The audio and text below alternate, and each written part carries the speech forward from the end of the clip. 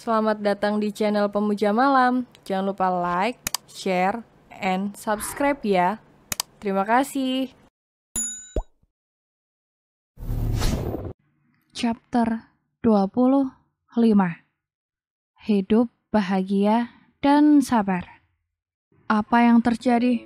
Tanya Arga seolah bingung dan khawatir. Bu Aca terjatuh dari tangga, Pak. Jelas salah satu dari orang-orang di sana. Ayo, bantu saya. Kita harus membawa ke rumah sakit, ucap Arga meminta bantuan mereka. Aca harus segera dibawa ke rumah sakit agar Arga tahu bagaimana keadaan anak itu. Ya, anak yang masih dipertanyakan asal-usulnya. Kamu masak apa? Tanya Mama melihat Aina sibuk di dapur. Ini mah, buat makan siang untuk Mas Alex, jelas Aina. Mama mau makan, Aina buat banyak, ucapnya menawarkan masakannya. Boleh, ucap Mama sambil tersenyum. Aina pun menyajikan masakan ala rumahan. Ada ayam goreng dengan sambal terasi plus lengkap dengan sop. Mama tersenyum melihat menantunya yang menyajikan masakannya di atas meja. Sikap Aina baik dan tulus membuat Mama jadi menyukainya. Aina juga anak yang sangat sopan, sangat beretika walaupun sering dilanda kegugupan. Tidak seperti Mona, tiba-tiba Mama mengingat saat pertama bertemu dengan wanita itu. Dulu saat Mama mendengar bahwa Alex menyukai salah satu karyawannya, sebagai seorang ibu Mama jadi penasaran dan kepo sendiri untuk mencari tahu. Wajar, Alex anak semata wayangnya, ia tak mau Alex salah pilih. Menurut kabar yang beredar, Mona itu wanita baik-baik. Tak ada tingkah lakunya yang aneh atau bermasalah. Hingga akhirnya Mama ingin berkenalan langsung, sebab Alex tidak pernah memperkenalkan wanita itu padanya. Apa ibu mencari saya? Tanya Mona ketika sampai di lobi. Ia bingung siapa wanita parubaya itu. Iya, jawab Mama meratap Mona. Ada apa, Bu? Saya sedang sibuk. Ucap Mona merasa tak senang. Ia tak mengenal wanita tua itu, membuang-buang waktu saja. Kesan pertama, wanita muda itu sangat sombong dan angkuh, tak seperti kabar yang beredar. Saya mamanya Alex, Mama pun memperkenalkan diri. Oh, ada apa, Bu? Tanya Mona dengan wajah terpaksa tersenyum, ia merutuki sikapnya tadi. Kesan kedua, Mona kurang beretika. Bukannya seharusnya Mona menyalami dirinya. Mama sudah ilfil pada wanita itu. Saya hanya ingin mengatakan, jangan pernah mendekati anak saya lagi. Alex sudah saya jodohkan dengan wanita yang selevel dengannya. Ucap Mama segera, lalu berlalu setelah mengatakan itu. Tadinya Mama mau mendukung hubungan mereka agar segera terjalin. Tapi melihat sikap wanita itu, Mama tak rela putranya dekat dengan wanita yang kurang beretika. Mama lagi mikirin apa? Tanya Aina yang membuat Mama tersadar dari lamunannya. Gak ada, Mama makan ya. Silahkan Mah, ucap Aina. Ia juga menuangkan air dalam gelas. Alex, baik kan sikapnya sama kamu? Tanya Mama segera. Iya Mah, jawab Aina gugup dan malu.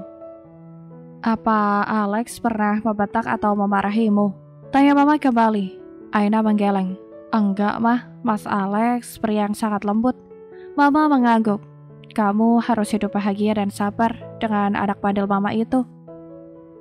Aina tersenyum sambil menganggukkan kepala. Mas, ayo dimakan dulu, ucap Aina menyajikan bekal yang dibawanya. Semenjak ia datang, pria yang bernama Alex itu terus menempel padanya. Sebentar lagi, ucap Alex masih betah memedamkan wajah di tengah pergurungan itu. Mas Alex, ayo cepat dimakan. Aina mengangkat wajah yang kecewa itu. Suapi sayang. Aina terkekeh. Alex begitu sangat manja, sudah seperti bocah yang merengek. Terima kasih, ucapnya menerima suapan demi suapan. Sayang, nanti kamu pilih pakaian mana yang kamu suka untuk foto priwet kita. Aina merasa aneh. Mereka sudah menikah tapi membuat foto priwet. Baiklah sayangku, ayo makan lagi. Aina kembali menyuapi bayi raksasanya. Cup-cup anak pintar, ledek Aina mengelus kepala sang suami. Kamu ini ya, Alex menyentil dahi sang istri pelan. Sakit Mas, ia memegangi keringnya dengan wajah cabarut. Cup-cup, sini sayang, Alex pun mengecup kering Aina berkali-kali. Ini juga sakit, tanya Alex menunjuk bibir Aina. Minum Mas, Aina menyodorkan minuman lalu mengkipaskan tangan. Tiba-tiba suasana di ruangan ini seakan panas. Kalau kamu kepanasan, buka saja. Kuda Alex memainkan alisnya sambil membasahi bibirnya dengan lidah. Ekspresi pria itu seperti melihat santapan lezat. Mas Alex, jangan... Siapa yang... Aku cuma suruh kamu buka kalau kepanasan. Aku nggak kepanasan kok. Ya sudah, kalau begitu mendekatlah, biar aku membuatmu kepanasan. Haduh, Mas Alex sakit loh. Rengek Aina yang hidungnya terus ditarik-tarik gemas oleh Alex. Kamu gemasin loh, sayang. Alex tak peduli, ia tetap menarik hidung Aina sambil berjalan menuju lift, tak memperdulikan pandangan para karyawan.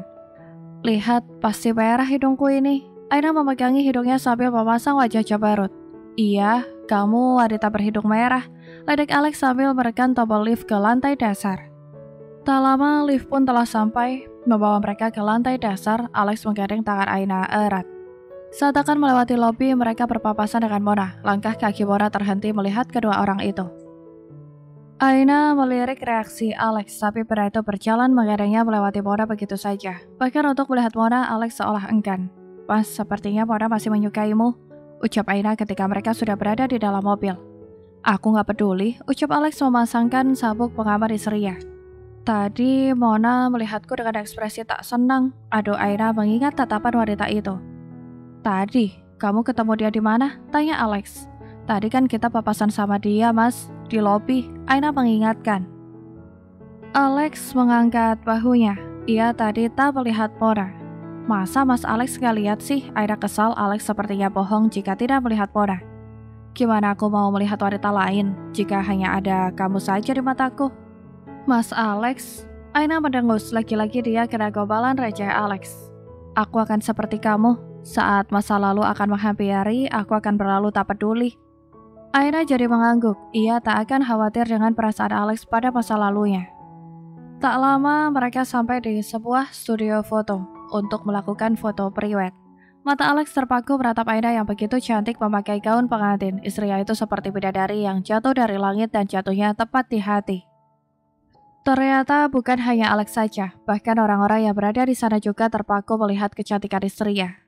Kapan mulainya ini? Tanya pria tinggi itu tak senang. Pemotretan pun berlangsung, mereka mengikuti setiap instruksi untuk bergaya sesuai konsep dan tak lupa tatapan penuh cinta keduanya yang terpancar.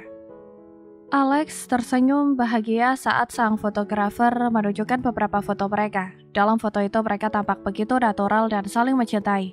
Tidak seperti saat foto priwet Aina dan orang itu. Menurut Alex, foto priwet Aina yang dulu tidak bagus dan senyumnya terlalu dipaksa. Gak bagus lah pokoknya, apalagi pengantin prianya. Wajahnya gak banget lah. Setelah selesai foto, mereka pun pulang. Alex melajukan mobilnya sedang membelah jalanan malam. Sayang, bangun, kita sudah sampai. Alex menepuk pelan pipi Aina, tapi wanita itu masih tertidur lelap. Alex pun turun dari mobil dan membuka pintu sebelahnya. Ia pun menggendong Aina, karena istrinya yang tak bisa dibangunkan. Saat masuk rumah, beberapa pekerja bahkan kedua orang tua Alex tersenyum melihat pria itu. Alex bukan menggendong Aina ala bridal style, tapi malah menggendong ala koala, seperti seorang ayah yang menggendong putri kecilnya yang sedang tidur. Sudah selesai foto-fotonya? Tanya Mama. Sudah, Mah. Alex bawa Aina ke kamar dulu ya, Pak. Mah, pamit ya. Jadi, apa cucu kami sudah proses? Tanya Papa tak sabar menggendong cucu. Masih loading, Pak, jawab Alex segera. Kamu kurang top jar itu, ledek Papa. Bukan, Pak, mungkin karena kami masih diberi waktu untuk saling mengenal, juga saling mencintai. Tenang saja, cucu Papa dan Mama itu hanya masalah waktu. Ucap Alex segera, ia menikmati setiap proses yang terjadi. Papa dan Mama hanya mengangguk pelan. Kenapa dia belum siuman? Apa dia sudah mati? Batin Arka. Arka duduk menunggu pasien yang dari pagi belum juga siuman. Aca terbaring lemas dengan infus yang menggantung. Akhirnya, aku bebas juga. Arka bersorak gembira dalam hati. Syukurlah, akhirnya kamu siuman juga, ucap seorang wanita parubaya. Aku di mana, Mah? Tanya Aca melihat sekitarnya. Ia juga melihat Arka ada di sana. Kamu di rumah sakit, ucap mamanya Arka. Rumah sakit? Bagaimana keadaan bayiku, Mah? Wajah Aca cemas. Ia ingat bagaimana tadi pagi ia terjatuh karena mengejar Arka. Anakmu sudah tiada. Ia tak mau terlahir dari ibu sepertimu. Arka menjawab segera. Arga, bentak mamanya tak senang. Sudah lama, diberitahu sekarang ataupun nanti sama saja. Katakan saja kalau dia keguguran. Ucap Arga santai. Apa? Pakai aja. Ia bagian tersabar petir mendengar kabar itu. Mah, Arga bohong kan? Anakku baik-baik saja kan? Air mata aja sudah tumpah. Kamu sabar ya, papanya Arga terpaksa menenangkan menantunya tersebut.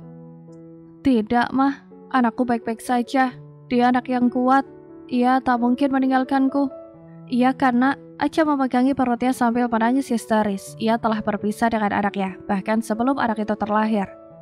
Mamanya Arga menepuk-nepuk pundak Aca. Ia sedih dengan kejadian yang dialami Aca. Heh, berhentilah menangis. Arga merasa risih mendengar suara tangis itu. Karena anak itu sudah tiada, aku jadi tidak perlu bertanggung jawab apapun lagi. Ucap Arga tersenyum lebar, seperti orang yang menang lotre. Arga, ini semua gara-gara kamu. Aku kehilangan anakku. Aca melampiaskan kemarahannya. Kenapa kau malah menyalahkanku? Kau yang membunuh anakmu sendiri, ucap Arga dengan sorot mata tajam. Tak terima disalahkan. Arga, jaga ucapanmu, ucap mamanya kembali. Putranya itu sudah keterlaluan. Jika kamu tak mengacuhkanku, aku tak perlu mengejarmu. Ini semua salahmu, Arga. Kau pria jahat. Aca melempari Arga dengan apapun benda yang berada di dekatnya. Siapa juga yang menyuruhmu mengejarku? Bukannya aku sudah memperingatkanmu? Tatapan Arga benar-benar dingin. Aku akan segera mengirimkan surat perceraian. Arga, kamu gak boleh begitu, ucap mama yang tadi respon Arga, karena pria itu segera meninggalkan kamar pasien itu. Arga, apa yang kamu katakan? Kamu memang pria kejam yang tak berperasaan. Aca kembali menangis histeris, ia telah kehilangan bayinya dan kini Arga juga menceraikannya. Arga, kau jahat, aku membencimu. Kau memang pria jahat, kau membuatku kehilangan anakku. Mamanya Arga memeluk Aca untuk menenangkan wanita yang histeris itu. Ini semua gara-gara kamu, Aina. Aina, kau memang sumber semua masalah. Aku tak akan memaafkanmu. Aca meremas tangannya geram, sementara Arga berjalan ke parkiran sambil bersiul-siul. Ia begitu sangat bahagia, masalahnya telah sirna. Ia sudah tak perlu bertanggung jawab pada anak yang masih dipertanyakan itu. Lalu ia dan Aca akan segera bercerai, mereka tak akan ada ikatan lagi. Aku akan mengejarmu kembali. Tak ada seorang pun yang bisa memisahkan kita. Arga tersenyum sesaat, tapi tiba-tiba wajahnya jadi berubah kecut. Ia melupakan seseorang. Masih ada pria sialan itu. Beberapa bulan yang lalu, Aina berjalan keluar mall. Ia tersenyum pada sebuah kotak yang telah ia beli dari dalam. Wanita itu segera menyimpan dalam tas ketika ponselnya berbunyi. Iya, Mas. Sudah di mana? Oke, aku tunggu di dekat pintu masuk, ucap Aina lalu tak lama memutuskan panggilan itu. Aina, ucap seseorang menepuk pundaknya.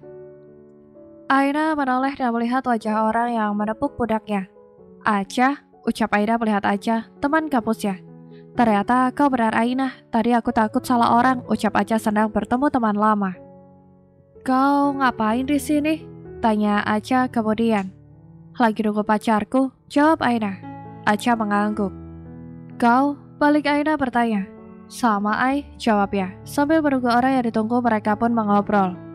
Kau kerja di mana Ai? Tanya Aca. Di Percaya Group. Ada lowongan gak di sana? Aku lagi nganggur nih Ai, ucap Aca sambil tertawa. Gak tahu juga sih Cah. Cuma nanti coba ku lihat lagi. Kirim aku nomormu. Nanti kalau ada lowongan aku kabari, ucap Aina segera. Benarkah? Aina memang teman paling baik dan tidak sombong. Aca pun memberikan nomor ponselnya. Kalau ada nanti aku kabari Aca, cuma kau jangan berharap juga, ucap Aina tak mau jika Aca berharap.